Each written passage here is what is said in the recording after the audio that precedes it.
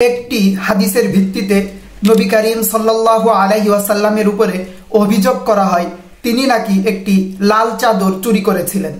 আমরা এই হাদিসটি উল্লেখ করব এবং এই অভিযোগের বাস্তবতা কি, সত্যতা কি সেটা বিশ্লেষণ করার চেষ্টা করব এবং ফলাফলে পৌঁছানোর চেষ্টা করব। আবু দাউদ শরীফের 3971 নম্বর হাদিস। এই হাদিসে ইবনে আব্বাস রাদিয়াল্লাহু তাআলা আনহু বর্ণনা করেছেন, নাযালাত হাযিহিল আয়া ওয়া মা কানা লিনাবিয়্যিন আইয়াগুল ফি কতিফাতিন হামরা ফুকিদাত ইয়াওমা বাদরিন ওয়া মা কানা লিনাবিয়্যিন আইয়াগুল। এই আয়াত অর্থাৎ নবীর জন্য শোভনীয় নয় আমানতের খেয়ানত করা। এই আয়াতটি অবতীর্ণ হয়েছিল বদরের সময়ে একটি লাল চাদর হারিয়ে যাওয়াকে কেন্দ্র করে। ফাকালা বাদুন নাস, যখন এই লাল চাদরটি হারিয়ে যায় তখন কিছু মানুষ বলছিল লাআল্লা রাসূলুল্লাহ সাল্লাল্লাহু আলাইহি ওয়াসাল্লাম আখাযাহা, যে আল্লাহর রাসূল সাল্লাল্লাহু আলাইহি ওয়াসাল্লাম এই হারিয়ে যাওয়া লাল চাদরটি নিয়েছেন। ফাআনজালাল্লাহু আযজা ওয়া জাল ওয়া মা কানা লিনাবিয়্যিন আইয়াগুল ইলা আখিরিল আয়াহ। তখন আল্লাহ সুবহানাহু ওয়া তাআলা ওয়া মা কানা লিনাবিয়্যিন আইয়াগুল এই সম্পূর্ণ আয়াতটি নাজিল করেন। পরবর্তীতে আল্লাহ তাআলা সূরা আলে ইমরানের 161 নম্বর আয়াত অবতীর্ণ করে এই অভিযোগ যে একটা মিথ্যা ভিত্তিহীন সেটা সাব্যস্ত করেন। আসুন আমরা এই আয়াতটিও জেনে নিই। ওয়া মা কানা লিনাবিয়্যিন আইয়াগুল, নবীর জন্য শোভনীয় নয় গনিমতের বস্তুতে খেয়ানত করা। ওয়া মা ইয়াগুলুল ইয়াতি বিমা গাল্লা ইয়াউমাল কিয়ামাহ, আর যদি কেউ কোনো খেয়ানত করে তাহলে সে তার ওই খেয়ানত করা বস্তু নিয়ে কিয়ামতের দিন উপস্থিত হবে। সুম্মা তুওয়াফা কুল্লু নাফসিন মা কাসাবাত, এরপর প্রত্যেককে তার কৃতকর্মের পরিপূর্ণ প্রতিদান দেওয়া হবে। ওয়াহুম লা ইউজলামুন, এবং তাদের প্রতি কোনরূপ জুলুম করা হবে না। তো এই আয়াত ও হাদিসকে সামনে রেখে যে অভিযোগ উত্থাপন করা হয় সেটা হলো যে বলা হয় যখন কিছু ঘটে তার কিছু রটে, অর্থাৎ যখন কোনো কিছু শোনা যায় তার পিছনে অবশ্যই কিছু সত্যতা রয়েছে।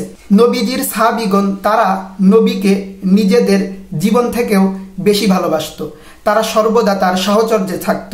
তারা এই চাদরের মতো একটি তুচ্ছ বিষয়কে কেন্দ্র করে কেন নবীজির উপরে অভিযোগ উত্থাপন করলো, তার মানে হয়তো নবীজির চরিত্রে সমস্যা রয়েছে।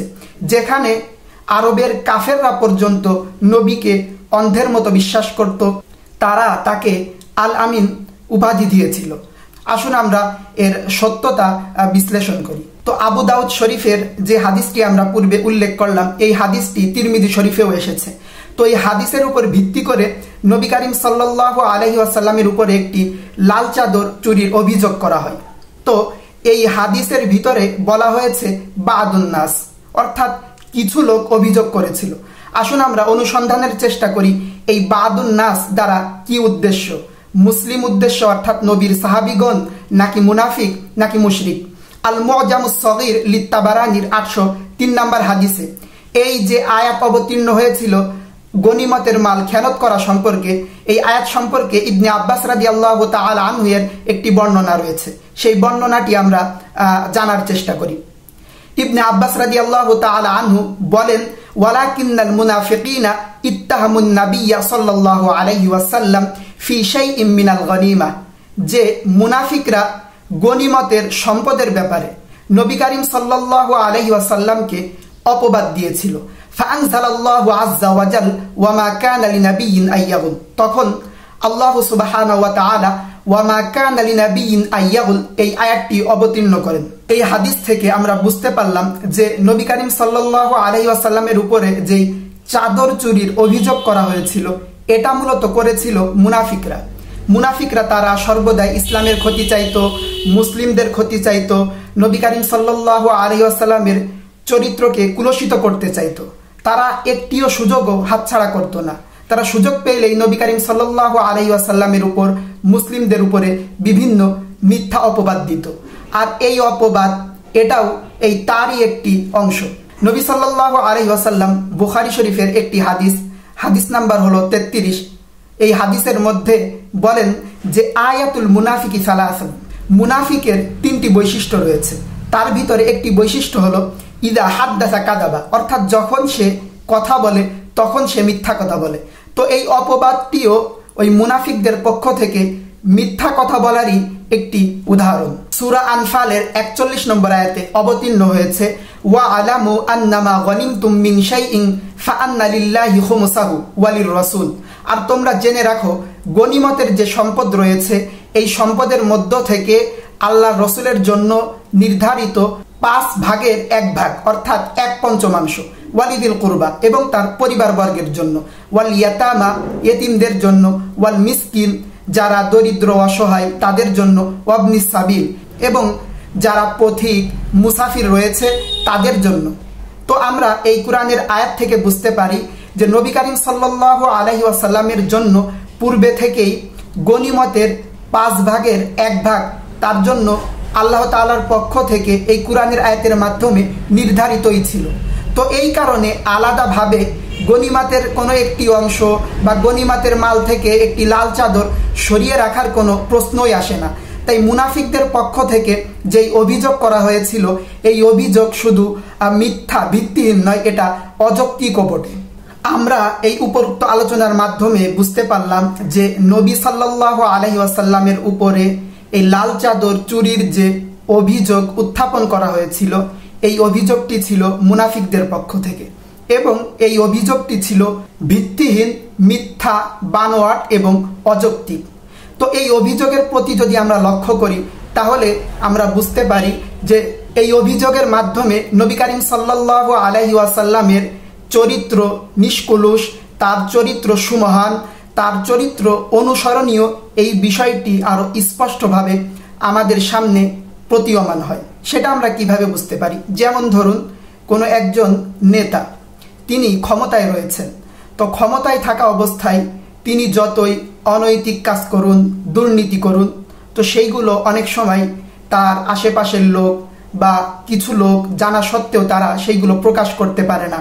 কিন্তু যখন সে ক্ষমতা থেকে সরে যায় বা তার ক্ষমতা চলে যায় তখন তার বিভিন্ন কল রেকর্ড, তার বিভিন্ন অনৈতিক বিষয়, সেই সমস্ত বিষয় মানুষের সামনে ফাঁস হতে শুরু করে।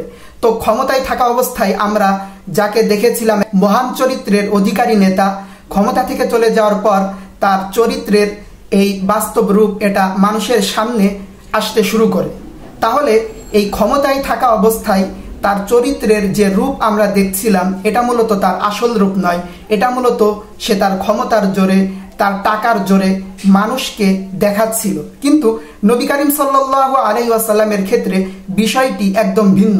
নবী করিম সাল্লাল্লাহু আলাইহি ওয়াসাল্লাম তিনি বিদ্যমান রয়েছেন, তার সাহাবীরা বিদ্যমান রয়েছে। তো সকলের থাকা অবস্থায় সকলের সামনেই এমন একটি ভিত্তিহীন অভিযোগ করা হচ্ছে, অযৌক্তিক অভিযোগ করা হচ্ছে। তো সেই ক্ষেত্রে তারা কোনো ভয় পাচ্ছে না, তারা কোনো দ্বিধাদ্বন্দ্ব করছে না মুনাফিক যারা রয়েছে। তো আমরা এইখান থেকে বুঝতে পারি যে নবী করিম সাল্লাল্লাহু আলাইহি ওয়াসাল্লামের যে চরিত্রের বিষয়ে আমরা শুনতে পারি, যেমন হাদিসের মধ্যে বলা হয় কানা খুলুকুহু আল কুরআন, অর্থাৎ তার চরিত্রই হলো কুরআন। নবী করিম সাল্লাল্লাহু আলাইহি ওয়াসাল্লামের চরিত্র যে অনুসরণীয়, অনুকরণীয়, সেই বিষয়টি আমাদের সামনে আরো স্পষ্টভাবে ফুটে ওঠে। তার কারণ বিষয়টি এমন নয় যে নবী করিম সাল্লাল্লাহু আলাইহি ওয়াসাল্লামের যে সাহাবীরা ছিলেন তারা হয়তো তার চরিত্রকে পরবর্তী প্রজন্মের কাছে একটু বানিয়ে বানিয়ে বাড়িয়ে বাড়িয়ে বলেছেন, বিষয়টি নয়। তার চরিত্র বাস্তবিকভাবে যেটাই ছিল সেটাই বলেছেন। তো এই কারণে মাঝে সাঝে যে মিথ্যা অভিযোগ করা হয়েছে সেই অভিযোগের বিষয় আমাদের সামনে এসেছে এবং পরবর্তীতে সেই অভিযোগ যে মিথ্যা সেটাও আমরা বুঝতে পারছি এবং আমরা এটাও বুঝতে পারছি যে তার যে চরিত্র, এই চরিত্রর যে ভালো চরিত্র বা অনুসরণীয় চরিত্র এটার বিচার বিশ্লেষণ কোনো এককভাবে করা হয়নি, কারণ সেইখানে তার চরিত্রকে কুলসিত করার বিপরীত ব্যক্তি, বিপরীত মনোভাবের লোকও ছিল এবং তারা একটি সুযোগ পেলেও সেটাকে হাতছাড়া করতো না। তো এত কিছুর মাঝেও তো নবী করিম সাল্লাল্লাহু আলাইহি ওয়াসাল্লামের যে চরিত্র সেই চরিত্র সুমহানই ছিল এবং তার বিপরীতে যে সমস্ত অভিযোগ করা হতো তার চরিত্রকে কুলসিত করার জন্য, তার চরিত্র অনুসরণীয় নয়, অনুকরণীয় নয়, এটা বোঝানোর জন্য, তো তারাই পরবর্তীতে ভুল হিসেবে প্রমাণিত হতো। যার উদাহরণ এই চাদর সরিয়ে নেওয়া বা চাদর চুরির অভিযোগ।